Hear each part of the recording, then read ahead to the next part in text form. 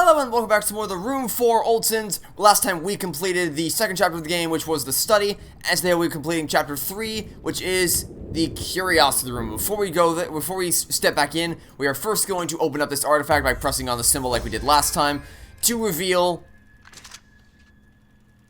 if it would open up, there we go, to reveal this little moon emblem right here. Now we can put on the eyepiece and return into the curiosity room like so, because we're going to use this moon emblem inside this room. Welcome back to the curiosity room. We've been here before, but we still have a few things that we have not done in this room that we need to clean up today. So we're going to start by zooming in on this little pillar over here and placing the moon emblem right down here to complete the image. And look at that, an eyeball. Now, for those who saw the last episode, you may remember that we have a mannequin over in the corner that is missing an eyeball. Well, we now have that eyeball, so, you know, that's nice. And also, you notice that there is a weather vane inside this glass, but we cannot access it yet. But we will be able to in just a second. So, because we now have an eyeball, we can go up to the top here, place the eyeball in its socket, and then put on the eyepiece and get ready to zoom into this mannequin for a little bit of a cutscene.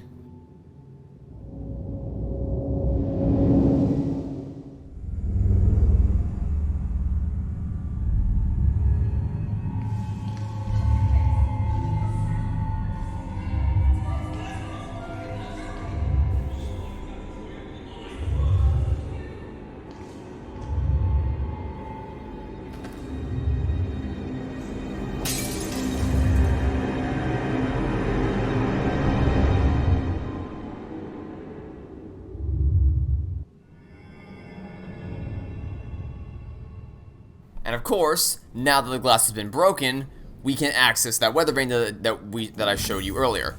And as you may be able to assume, this model weather vane is going to, of course, go on the dollhouse itself. It is positioned right over on this side. We're going to put it in place, and then we're going to do some weather orientating. Orientating? That's not a word. We're going to try to orient ourselves with the direction of the weather. So first, we're going to point this arrow to the south, and then flip the switch right here. If I can zoom in on it, we're going to flip the switch up, just like so. And we're going to do this for we're going to do this for all four directions. So we're going to do for south, then east, then north, then west. Flipping in the direction of east will reveal this panel, which we can flip the switch up, just like so. Then we're going to do the same thing again, but this time with north, and then back out, go over to this side, and zoom in on the switch over here, flip this switch up. One more to go, we're going to do it with west, and rotate around to this side, zoom in on the switch, and there we go, that is the weather vane, completed, just like so.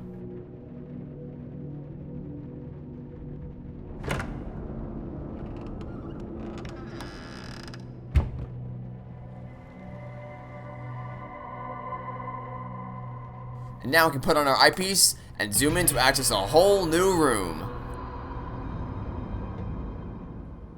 The Maritime Room.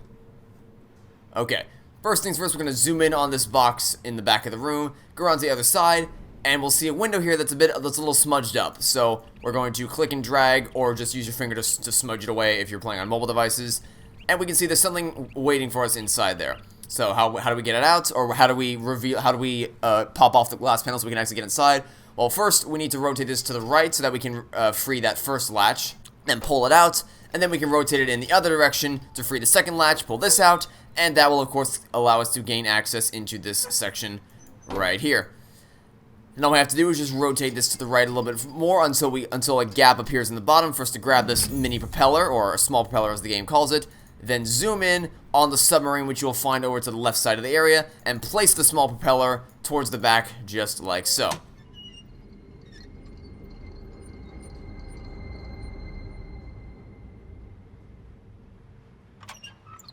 Then put on your eyepiece and zoom into the submarine.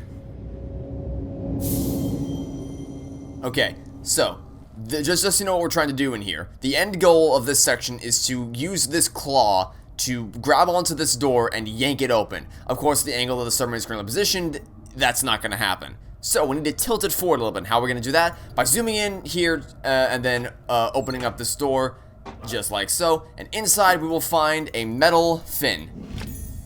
So now we're going to take this metal fin back outside of the submarine and place it on the side right here. And you'll notice on the wall in the background, there's a bit of a diagram showing you what happens if you tilt the fins in a certain direction. So we want to tilt this one so that the back end is facing upward, and tilt those ones so that the front end is facing upward, just like that. That will cause the submarine to tilt forward, and because of the way physics works, if we go back into the submarine, the claw will now be positioned at just the right angle for us to lower it down and cause it to grab hold of that door. So let's go ahead and lower it down just like this, and then pull backwards, and this will open up the door.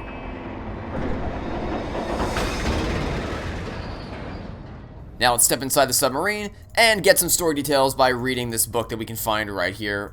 First, of course, we have to unlock the latch.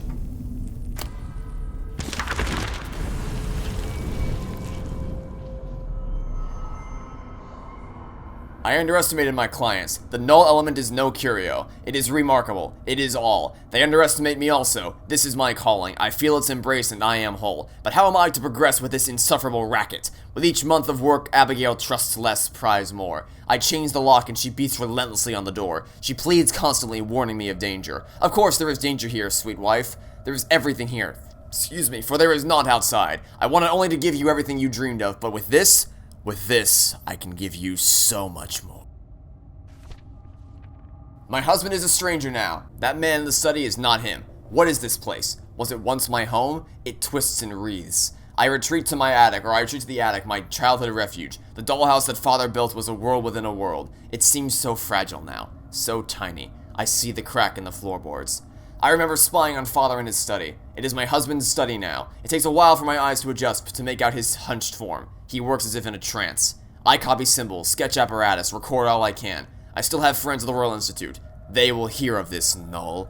Oh, Edward. And that's it for now.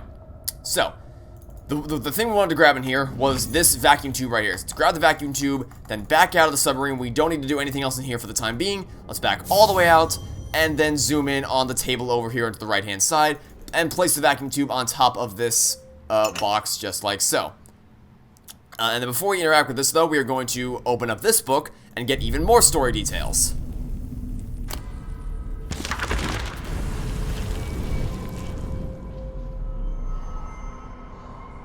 I know by feel that this letter is different. The endless demands for progress are light. This is weight. Terrible, ominous weight. I watch the contents spill across my desk. The detailed notes, the sketches of my apparatus. There is no mistaking the artist. My wife and betrayer is herself betrayed by her own hand. Poor, naive Abigail. How could you possibly believe the Circle would not be watching? They have me now. There will be no more delays. Not creepy at all. Okay. So now that we have placed the vacuum tube here, what we're going to do is we're going to turn on the machine and then tune this device to channel number 79. Or not channel, but we want to get it so that it's reading on number 79. And you'll know you have it right when you hear this demonic noise in the background. So once you have that playing, you can head over to this little elevator right here and then pull the handle in order to bring something up from the kitchen below.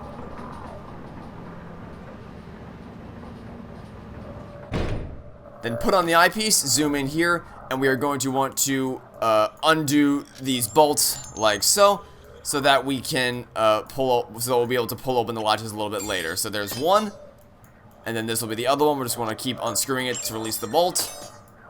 And now that we've done that, we are going to want to send this back down to the kitchen. And then of course we're going to make sure we go down to the kitchen so that we can be there to greet it when it arrives. So let's go ahead and zoom in down there right now.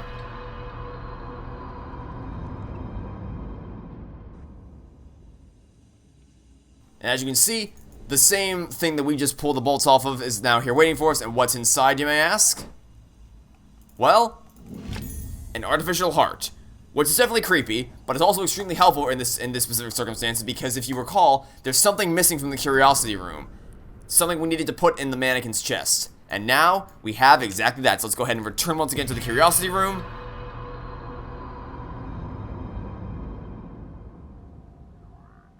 Now we're going to zoom in on the mannequin and of course place the artificial heart directly in its chest where it belongs. Now we need to rotate the arrows in a certain direction. So basically, this one needs to be facing the heart. This one needs to be facing away from the heart. This one needs to be facing the heart. This one faces away. This one faces away as well. And this one faces the heart. Once you have them all locked in, you want to press the button at the bottom. And that will solve the puzzle.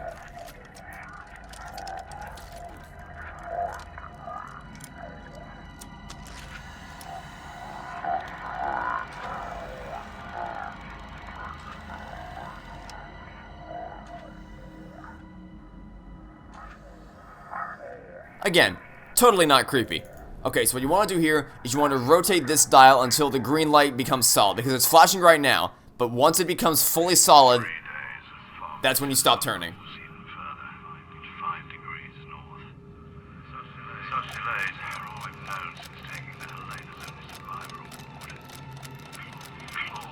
Alright, so we have one part of the coordinates. Now we of course need to do the second dial as well, but to do that we first need to switch this to the right hand side.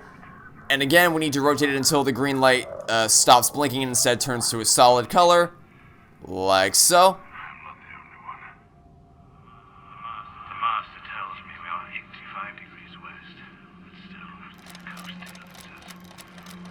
I have not slept since we dredged that lunatic. Okay, now we have N5 and W85. Remember these two sheets of paper because we're going to need them in a second, because we're now going to leave the Curiosity Room and return once again to the Maritime Room over on the right side of the dollhouse, which we found up here. So let's go ahead and zoom in, and those are the coordinates we are going to enter into the control room for the submarines. Let's go ahead and zoom back inside here, just like so. And then go in here once again, and we're going to set our coordinates on this wall right here to W85, which we will find right here. I said right here. And then, of course, to N5, right over here.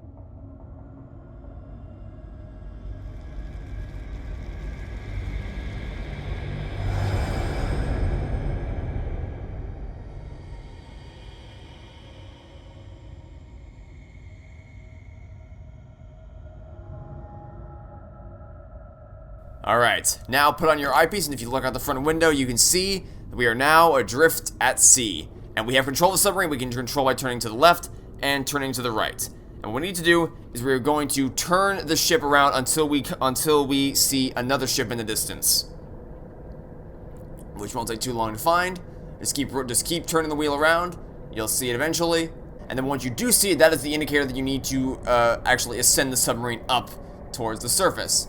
So to do that, what you want to do is you want to pull up on the lever just like this. This isn't the remains of the ship. I just want to demonstrate you could go up by doing this.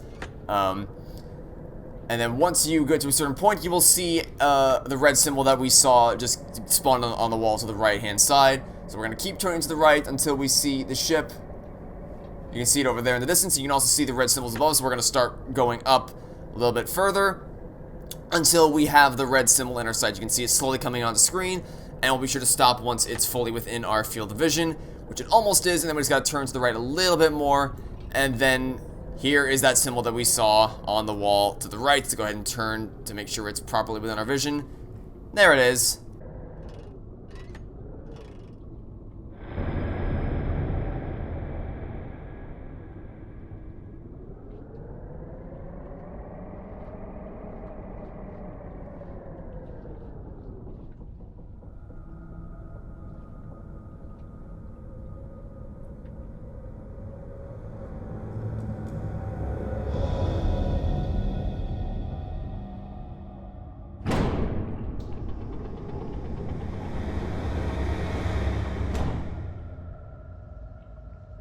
As I'm sure you can tell, this hole that's opened up is directly below where the claw is, so we're going to use this claw once again to see what's down there. We're going to wait until the claw reaches the bottom and grabs hold of something. Then we're going to pull it right back up and see what's down there.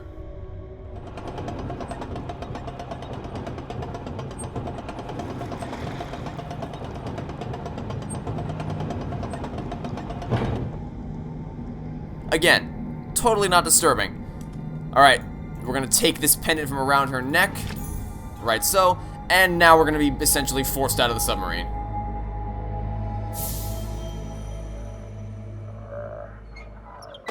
And we can now no longer return inside the submarine, but don't worry because we already did everything that we have to do. Next up, we're going to open up this pendant, and then we're going to want to pull all of these things off the center. I said pull them all off the center, just like that, and then take the pearl from the middle of the pendant. Now that we have that, what we're going to do is head outside of the Curiosity Room. We're done in here for now, but we will be back here in just a moment. So let's head over to the Curiosity Room, and you will see this globe hanging right here. So all we gotta do is just put the other piece to connect it like so.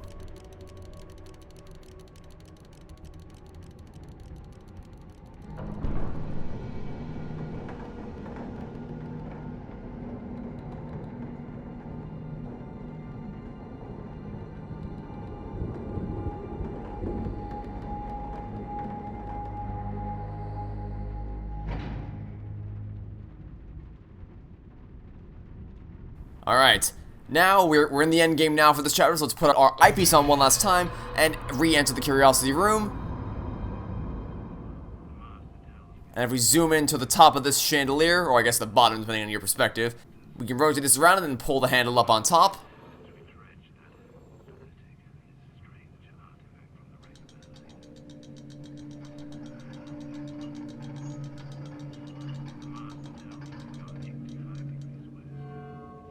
Now for our final challenge of the chapter, you'll notice the eyeball is looking at one of these 5 little cylinders right here. You'll also notice that there's an arrow that is pointing toward one of the arms of the chandelier. So what we have to do is make note of which direction the eye is looking in conjunction with which direction the arrow is pointing. So right here, because the arrow is pointing towards this arm and the eyeball is looking towards this arm, we have to make sure that the arrow on the arm where the arrow is pointing towards where the eyeball is looking, if that makes any sense whatsoever, but it's better demonstrated visually. So, the eyeball is looking here, and pointing to the eyeball itself is looking at this arm, and the arrow is pointing to this arm. So we have to turn the arrow on this arm to look at the position that the eyeball is pointing. And then we're going to go back to the center, rotate this to a different arm, and then rinse and repeat this process over and over again. You'll notice it will change direction every now and again. It'll either look to the left or the right, so we have to account for that every single time. They can't all be facing to the left, and then we're just going to do this with every single one until we reach the end, and this will be the final thing we have to do for Chapter 3, and that will be it for the chapter. As I said, much, much shorter and much, much easier than the last chapter, which was very, very lengthy, and as I said, it was the longest chapter in the entire game, and here is the last one that we have to position just like so.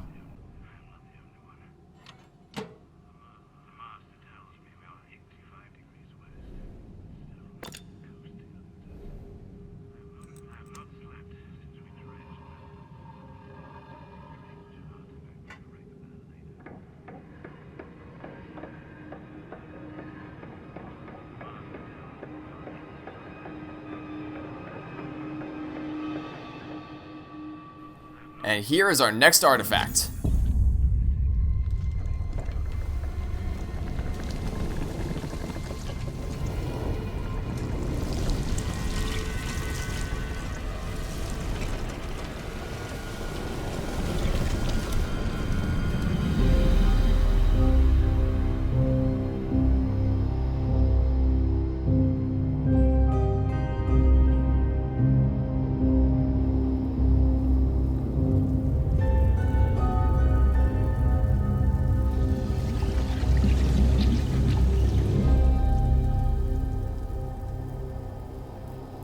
Curiosity room complete. Darkness is darkness no matter which corner of the globe it creeps from. The room is closed, but only just. True evidence that one's curiosity can be one's undoing. And that'll be it for now. So thanks for watching. Stay tuned for next time to catch you all tomorrow for some more of the Room for Old Sins. Goodbye.